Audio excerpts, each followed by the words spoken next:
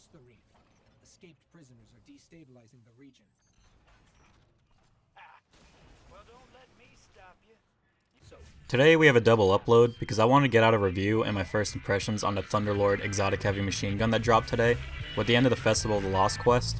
So very quickly, to obtain the gun, you need to go to Holiday to get the start of the quest, kill 10 Yellow Bar Fallen or decrypt 10 engrams, then continue to complete 3 lost sectors in the Trostland, continue to the Whispered Falls lost sector and complete that, then return back to the Whispered Falls, and return to the Cosmodrome from D1 to complete a little mission that honestly I had a great time running through, return to the tower and retrieve the Thunderlord.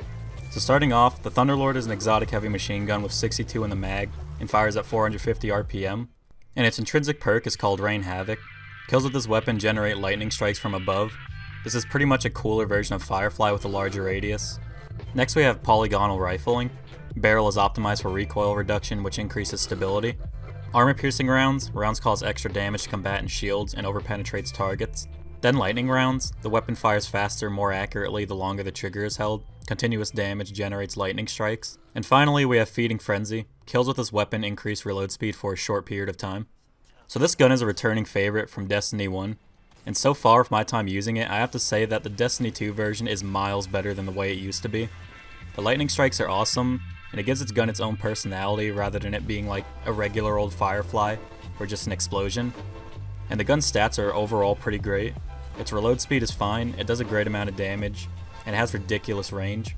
Now the first question you might have to ask yourself when making a PvE loadout is, will my heavy not only destroy everything in its sight and more, but also will it melt a boss as soon as it spawns so I could get this activity done quicker? And the answer to both of those questions is absolutely. The Thunderlord is amazing at taking out large groups of adds.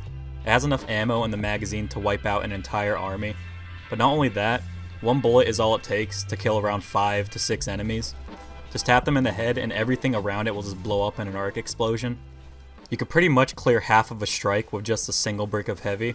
That's how efficient this gun is at killing things. And with this being the first heavy machine gun in the game, this will hopefully be a good gun to make the next couple of machine guns after. It could influence more heavy weapons to be unique, and not only be great at dealing damage to a boss, but also to clear out waves of enemies if your ammo permits it. Meaning that Bungie needs to tweak heavy ammo drops because I usually run through strikes without getting any at all. Hint hint. Next, we're going to get into its single target damage and how good it is at melting bosses. So regular yellow barred enemies will just drop within seconds of looking at them. But the only thing other heavies have over this is the one-shot capability. But that won't bring this gun down at all. It only takes around 7 bullets to take down a tier 2 enemy upon getting a kill. You still get the lightning strike to activate, which will kill everything around it, and lightning strikes chain even to other enemies, causing even more lightning strikes, so hopefully you aren't light sensitive because it will destroy your eyes. So is this gun worth taking up your heavy slot? The answer to that is yes. In fact, I personally think this is the best overall heavy in the game. You get amazing ad clear potential, and also great single target damage, which most heavies either do only one or the other. And since you could clear ads with this, you can use anything you want in your kinetic or energy slot. This gun alone allows you to open up your loadout and to change things up, which is another great reason why I like it. I'm thinking of pairing this with the Vestian Dynasty sidearm, and maybe even something just weird in my primary slot, so I could just watch everything in PvE blow up. Maybe in the future, or in the Christmas event, we'll see the Abaddon and the Nova Mortis return, like we did in Destiny 1.